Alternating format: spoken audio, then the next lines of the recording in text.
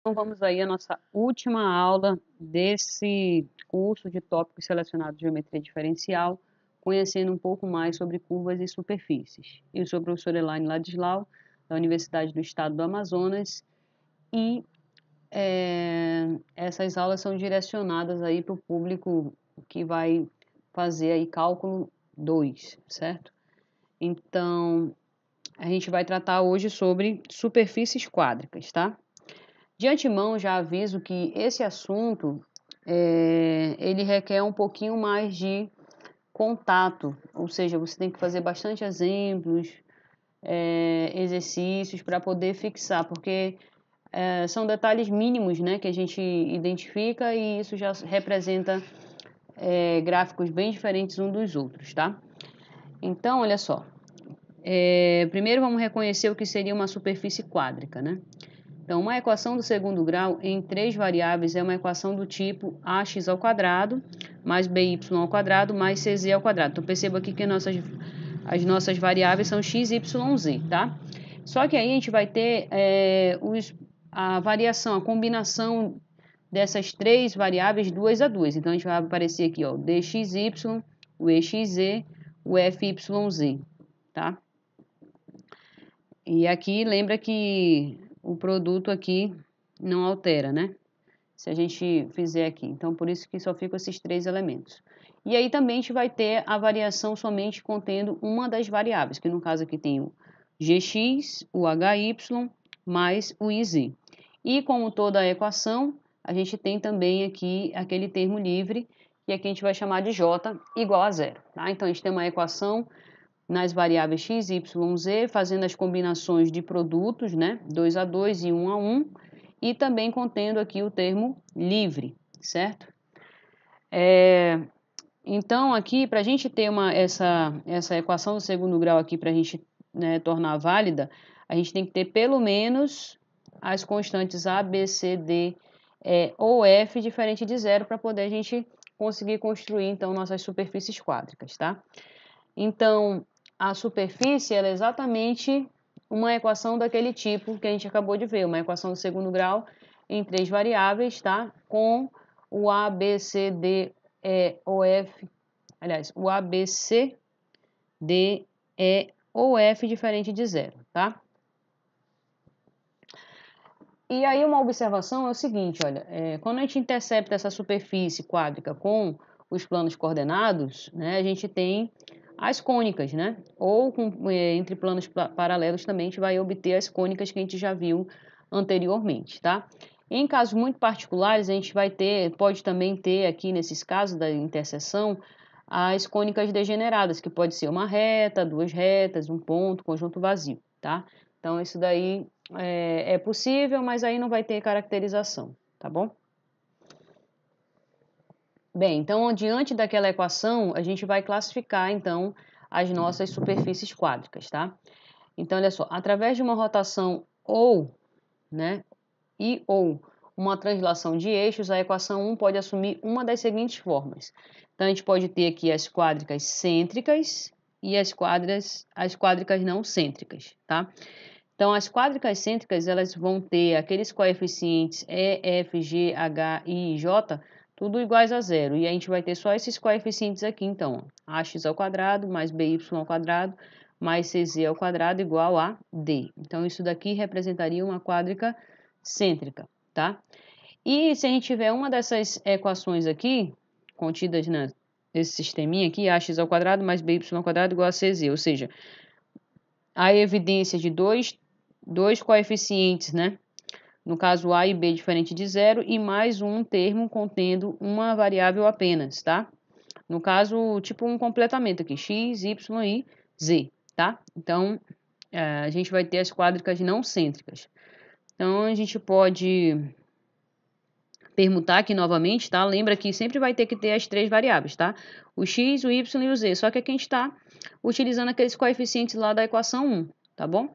Então, aqui ax ao quadrado mais bz ao quadrado igual a cy. AY ao quadrado mais bz ao quadrado igual a cx. Então, a gente só está fazendo uma permutação dos termos aí. levando em consideração a equação 1, tá? Então, essa daí vão gerar para a gente as quádricas não cêntricas. Então, agora a gente vai dar uma olhada em cada uma, né, em particular, para a gente tentar aí assimilar cada uma das equações, lembrando que a gente vai levar em consideração também os sinais, então isso vai requerer um pouquinho mais de vivência com esses tipos de superfícies, tá bom? Eu digo que não é fácil porque às vezes a gente mesmo, nós professores, a gente não lembra assim com tanta facilidade. A não ser quando a gente está trabalhando muitas vezes, a gente acaba, né, assimilando uma ou outra, né? Então aí vamos tratar das quádricas cêntricas, né, que tem aquela equação ax ao quadrado mais by ao quadrado mais cz ao quadrado igual a d, tá? A gente vai fazer aqui passar essa equação então para a forma canônica, né? A gente vai dividir aqui todos esses coeficientes por d a fim de encontrar o coeficiente 1 aqui no segundo membro, tá?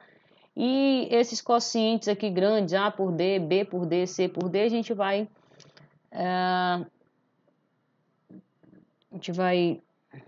colocar aqui outras constantes, tá?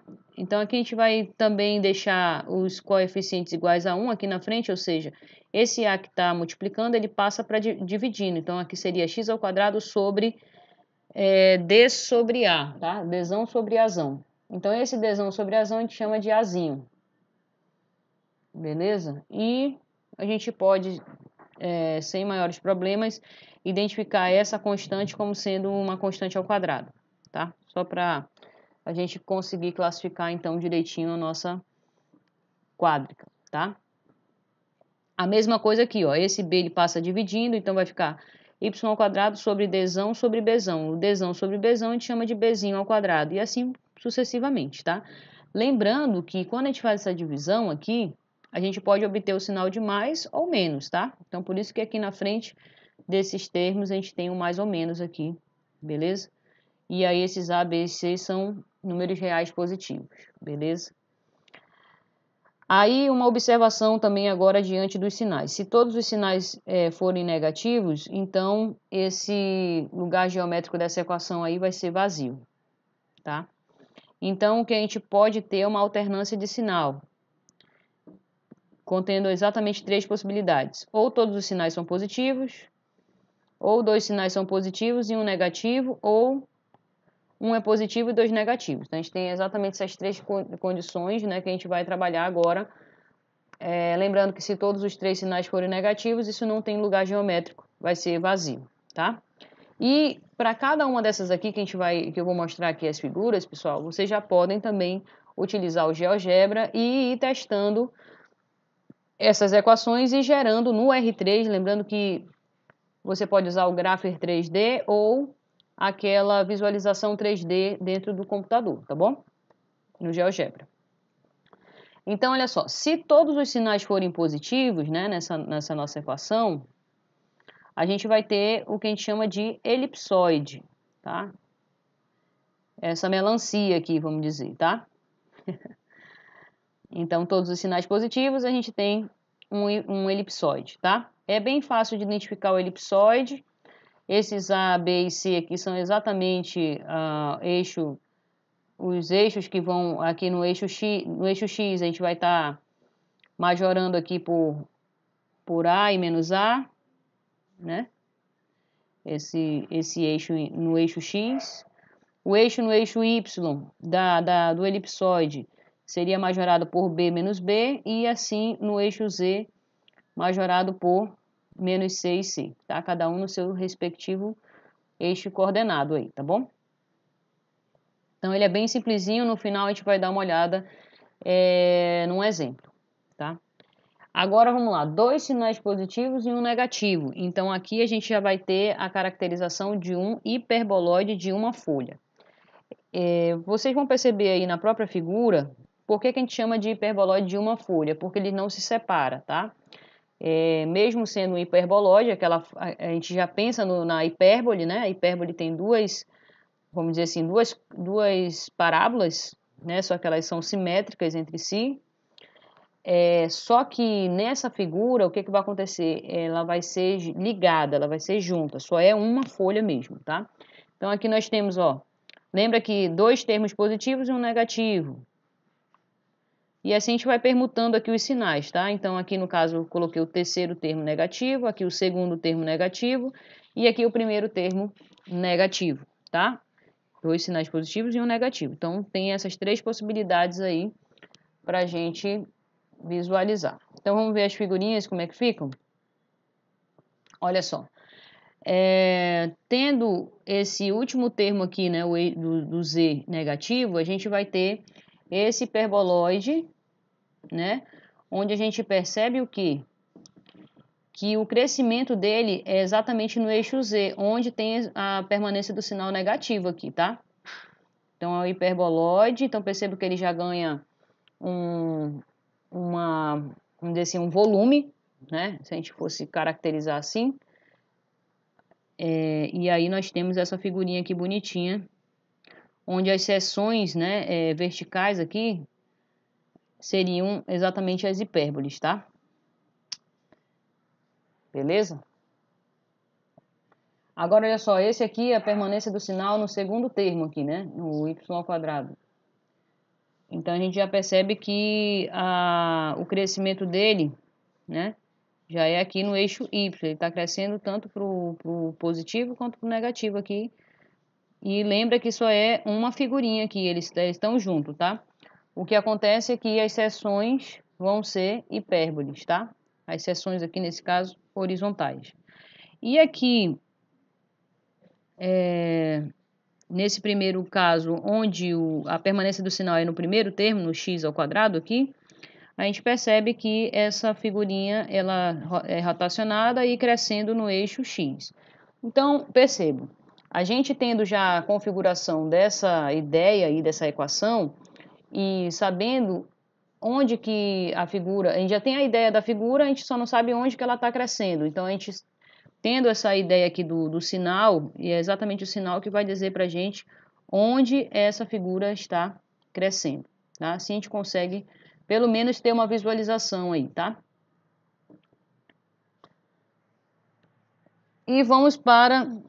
A gente já viu os sinais positivos, 2 sinais positivos e um negativo, e agora o complementar, né? 2 sinais negativos e um positivo, a gente vai ter um hiperboloide de 2 folhas. Agora sim, a gente vai conseguir, então, um hiperboloide separado, tá? Então, aqui são essas folhas de hiperboloide, né, que cada uma gera uma superfície, a gente vai tratar então elas duas separadinhas, por isso que a gente chama de hiperboloide de 2 folhas, tá? Então aqui novamente a gente vai ter a alternância de sinais e 3 condições para que isso aconteça, tá? Então aqui sinal negativo no primeiro termo, no segundo e positivo no terceiro termo, tá? E assim a gente vai permutando esses sinais. Agora vamos colocar esse negativo, aliás, o positivo para o y ao quadrado e depois finalmente para o x ao quadrado, tá? Aqui a gente tem umas condições aí, no caso se A for igual a B, nesse caso aqui a gente vai ter uma superfície de revolução, se o A for igual a C, uma superfície de revolução, B igual a C, uma superfície de revolução. Revolução significa que a gente tem uma curva, né, no espaço tridimensional e a gente faz uma rotação e cria então essa superfície, tá? Então é isso que está acontecendo. Então olha só, vamos tentar aí analisar, né? A gente tem 2 sinais negativos, um positivo no eixo Z aqui, né? E é a mesma ideia, tá, pessoal? Onde tem a caracterização de um sinal apenas é onde a gente vai verificar que a quádrica ela está crescendo. Então aqui a gente tem um hiperboloide de 2 folhas, tá? Uma para cima, outra para baixo, beleza? Só que, tipo, ela está crescendo nesse eixo Z aqui, tá? Aqui, no caso, onde o sinal é positivo é no y ao quadrado, então significa que ela está crescendo no eixo y, novamente o hiperboloide de 2 folhas, e aqui no eixo x, né? Esse hiperboloide bonitinho.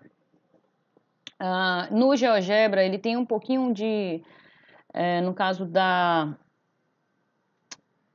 que ele chama de brilho, né? A condição do brilho ela é muito complicada, mas aí você tentando alterar lá um pouquinho, você consegue visualizar a superfície sem mais problemas, tá? No caso de você ter uma outra plataforma, no caso do MATLAB, aí a gente já consegue dar essas outras configurações aqui, vendo, né, as curvas de níveis, essas coisas todas, tá? Aí a gente já tem um pouquinho mais de, vamos dizer assim, de condições de dar uma melhor forma para a nossa superfície e a gente conseguir, então, realmente enxergar cada uma delas, tá? E aí vamos para as quádricas não cêntricas, que são aquelas equações envolvendo o x, o y e o z, só que dois termos envolvendo os termos quadrados e um sem ser quadrado, no caso aqui de primeiro grau, né? E aí a gente vai escrever naquela forma canônica, né? E nesse caso aqui, a gente divide tudo por cesão, tá? Passa esses termozinhos aqui todos para o denominador, certo?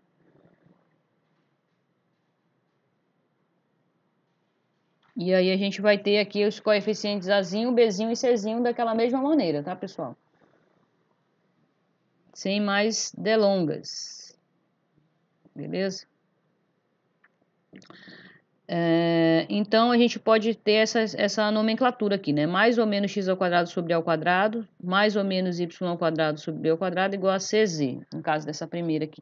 E as outras fica bem fácil também de fazer a continha aqui, dividir todo mundo, passar esse termo para o denominador, e aí a gente vai conseguir também essas configurações, lembrando que Azinho, Bzinho e Czinho são divisões desses coeficientes maiores aqui, tá?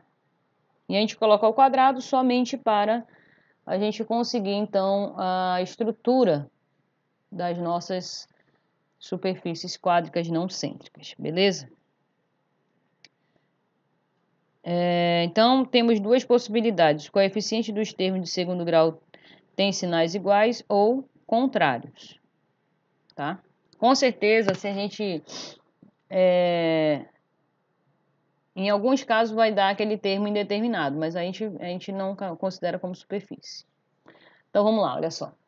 No primeiro caso, a gente tem os coeficientes dos termos de segundo grau terem sinais iguais. Então, a gente vai ter um paraboloide elíptico, tá? Então, é esse caso aqui, ó, x ao quadrado sobre a ao quadrado mais y ao quadrado sobre b ao quadrado igual a cz. Certo?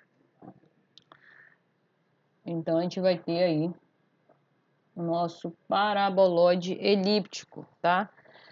Se a gente entende isso como uma parábola, né? Se olhar aqui a seção dela vertical, mas as seções horizontais vão dar... Aliás, as verticais vão dar elipses e a horizontal vai dar uma parábola. Então, por isso a gente coloca aqui paraboloide elíptico, tá? As seções vão ser elipses. Aqui com C maior do que zero, a gente tem esse paraboloide com concavidade voltada para cima. Se o C for negativo, o paraboloide tem concavidade voltada para baixo. Assim como lá nas parábolas, a gente também vai ter essa orientação de concavidade, tá? No outro caso, aqui, pessoal, é o seguinte, olha, vou só voltar aqui. Aqui a gente percebe que os termos ao quadrado, no caso, seriam o x e o y, né?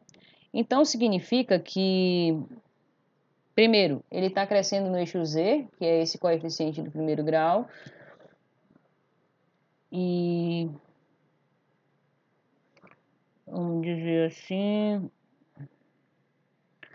as curvas de nível, elas vão estar representadas no plano XY, tá? A gente vai rebatendo isso aqui tudo aqui para baixo, ela vai estar aqui nesse plano XY, tá? Já nesse outro caso, a gente tem aqui o XZ, ó, que estão ao quadrado, e a gente tem aqui o termo do primeiro grau com Y. Então, significa que está crescendo no eixo Y, né? Dependendo se o C for positivo ou negativo, a gente vai ter orientação do paraboloide para a direita ou para a esquerda, né? No eixo Y. E aqui, como tá os termos estão ao quadrado são x e z, significa que as curvas de nível, se a gente for representar aqui, vai estar nesse plano XZ, tá? E a mesma coisa aqui, ó, o y e o z estão ao quadrado, então significa que as curvas de nível vão estar representadas no plano YZ E aqui, pelo fato de ter Cx, né, o termo de primeiro grau aqui, a gente vai ter o crescimento no eixo X, tá? Então, assim que a gente identifica, então, essas superfícies, tá? Novamente, se o C for positivo, está no eixo positivo do X. Se o C for negativo, está no eixo negativo do X, tá? Então, esses paraboloides aí, com certeza vocês vão verificar no curso de cálculo 2, né? A gente utiliza muito eles como exemplo, né? Então, com certeza vocês vão se deparar com algum paraboloide elíptico aí, tá? Os coeficientes dos termos de segundo grau terem sinais contrários. Então, um positivo e outro negativo, intercalando o x, o y e o z, tá? 2 a 2. Lembrando que nessa equação a gente sempre é complementar, tá? Tem aqui o x, o y e o z. Tá? Aqui tem o x, o z e o y. Sempre é dessa forma, tá? Pra gente caracterizar as quádricas não cêntricas, tá? Então, aqui nesse caso, quando a gente tem essa alternância de sinal nos termos de segundo grau, a gente vai ter o paraboloide hiperbólico, que a gente caracteriza os pontos de Sella, que com certeza vocês também vão ver na hora de ver a parte de otimização, que a gente classifica os pontos críticos, né, da superfície. A gente tem o chamado ponto de Sella, exatamente porque lembra a sela de um cavalo que a gente coloca em cima e pelo fato da caracterização de um determinado ponto, e a gente classifica então esse ponto como ponto de Sella, tá? Então tudo isso tem a ver. Então nesse primeiro caso aqui, pessoal, menos x ao quadrado sobre a ao quadrado mais y ao quadrado sobre b ao quadrado igual a cz. Esse aqui já é um pouquinho diferente daquilo que a gente já estava vendo, né? A gente já vai ter aqui essa celazinha, né? Claro, ela está se estendendo aqui, olha, para baixo no eixo Z, né? Claramente, tá? Tá se estendendo e aí também a gente vai ter concavidade, ou voltada para baixo, quando C é positivo, e quando C é negativo, ela tá voltada para cima, tá bom? Isso aí é uma característica da própria superfície, tá? Aqui lembra que a gente só tá vendo o sinal de C, tá bom? E aí dá essa cela de cavalo aqui, né, que a gente coloca. Então esse aqui é chamado paraboloide hiperbólico, tá bom? Vamos ver outras caracterizações. Aqui utilizando o x e o z, elementos quadrados, né? Alternância de sinal e com C positivo no Y aqui, né? E aí dá essa celazinha agora voltada no eixo Y, certo? A gente só vai fazer mesmo como se fosse uma rotação, né? E agora ela já está nesse eixo Y aqui, já crescendo, né? E... Bem, é isso. Aqui não tem muito o que falar, assim, né? Aqui a orientação também muda um pouco, né? Se vocês perceberem aqui, quando C é positivo, ele vai estar para a parte negativa do Y. Quando C é negativo, ele já vai estar para a parte positiva. Então, isso é uma característica da própria superfície, tá? Mas perceba que o modelo dela, ela não muda, ela continua sendo essa cela de cavalo aqui, tá? Nesse outro caso, a alternância de sinal nos termos y e z ao quadrado, com C positivo, no caso no eixo X, né? E aí vocês podem conferir direitinho isso aqui no GeoGebra, tá? Porque aí você consegue identificar os eixos positivo e negativo. Aqui realmente está dando um conflito, mas aqui nesse caso dessa configuração, a gente está percebendo aqui pelo menos aquela mesma alternância, né? Quando o C é positivo, está na parte negativa do X, crescendo, e quando o C é negativo, está crescendo para a parte negativa do X, tá? E aí, fora dessas superfícies, a gente tem aí uma outra característica dessas superfícies, que seria o cilindro, tá? que é na verdade, é uma superfície de revolução. O próprio cilindro, ele é uma reta e você faz aqui a rotação, né, em torno desse eixo. E aí você constrói, então, o cilindro, tá? É uma superfície constituída de todas as retas chamadas geratrizes, que são paralelas a uma reta dada que passa por uma curva plana, certo? Aqui só alguns exemplos. Olha, por exemplo, x ao quadrado mais y ao quadrado igual a 1. Se a gente tivesse no R2, isso aqui seria uma circunferência. Mas no R3, ele já representa um cilindro, tá? É como se você fosse intercalando várias circunferências uma em cima da outra, né?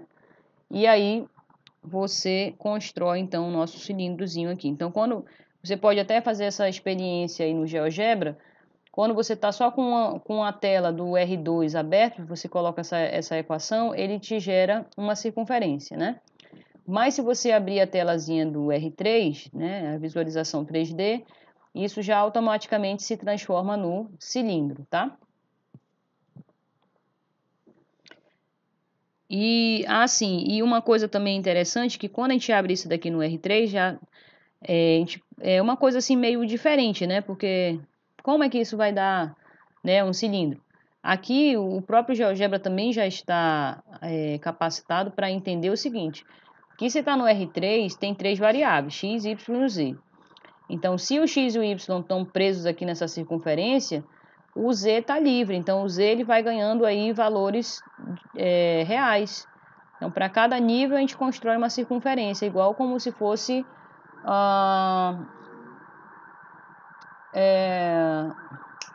as curvas de nível, né? Então, em cada nível, a gente constrói uma circunferência, uma em cima da outra, e aí monta o cilindro, certo? Então, tem essa observação aí para vocês também testarem no GeoGebra, tá? E aí eu falei no início que eu ia fazer um exemplo de elipsoide, né, para a gente entender como é que é a construção. Então, utilize cortes para fazer o esboço da superfície quádrica. Na verdade, aqui, o que a gente tem que entender, primeiro, que a gente já sabe que isso daqui já representaria um elipsoide, porque todos os sinais estão positivos, né, naquela equação 2 lá que a gente viu, certo? E lembrando que sempre aqui a gente tem que também ter a permanência desse 1. Então, se não tiver 1, divide tudo pelo termo que está aqui para ganhar o 1 no segundo membro. Isso aqui já é padrão, tá? E os termos que estão aqui embaixo de cada um desses termos ao quadrado, eles também vão ter que ser representados na forma quadrada também. Então, aqui, x ao quadrado mais, ou seja, x ao quadrado sobre 1 ao quadrado mais y ao quadrado sobre 3 ao quadrado, que é 9, mais z ao quadrado sobre 2 ao quadrado igual a 1. Então, todos os termos embaixo, no denominador, tem que estar ao quadrado para a gente identificar, então, a variação dos eixos, né? Então, aqui, ó, no eixo x, a variação seria de 1 a menos 1, tá? Para a gente tentar aqui identificar. Então, seria aqui o 1, e aqui, nesse outro, seria o menos 1, menos 1, 0, 0, tá? Aqui nesse outro caso, no eixo Y, a gente estaria majorando o nosso elipsoide por 3 e menos 3. Então, está aqui o 3 e o menos 3 está lá na outra pontinha que não está aparecendo aqui nessa figura, tá? E aqui no eixo Z, o nosso elipsoide está limitado aqui por 2 e menos 2. Então, está aqui o 2, parte positiva, né? 0, 0, 2, e teria aqui o 0, 0, menos 2. E assim você conseguiria construir o seu elipsoide tranquilamente, tá? Mas que como ele quer verificar os cortes, a gente faz, então, uma substituiçãozinha, né? Para ver o que acontece. Então, quando z é igual a 0, a gente tem a equação de uma elipse, né? E da mesma forma, quando a gente zera o x, a gente vai ter também elipses, e quando a gente zera o y, vai ter elipses, tá? E aí a gente tem a majoração aí de cada um desses elementos, né? Desse coeficientezinho aqui, para não ser uma coisa degenerada. E a gente constrói, então, as elipses aqui e consegue construir, então, tranquilamente nosso elipsoide.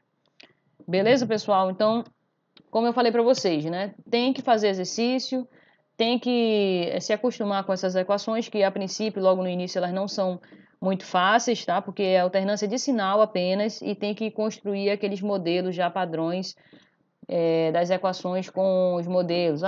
3 variáveis ao quadrado e os coeficientes, aí a gente vê a alternância de sinal. Então, tudo isso é meio confuso no início, mas depois você vai ganhando uma certa praticidade, tá? Essencialmente, eu tirei esse material da apostila do Boulos, tá? Paulo Boulos, Geometria Analítica de um Tratamento Vetorial do Macron Books. Mas também fui complementando aí com a parte do livro do Stuart, né? Cálculo volume 2, e alguma coisa, alguma teoria do Guidorizi, um curso de cálculo volume 2. Valeu, pessoal. Não esqueça de curtir aí, tá bom? Ou se inscrever também. Estou esperando vocês.